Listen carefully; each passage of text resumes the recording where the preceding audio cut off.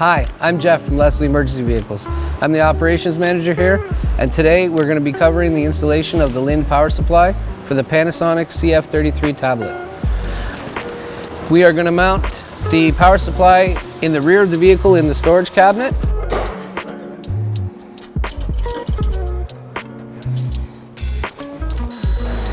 And we are going to hardwire to our fuse panel, which is mounted in the storage cabinet, and we're going to run the power line for the dock to the dash.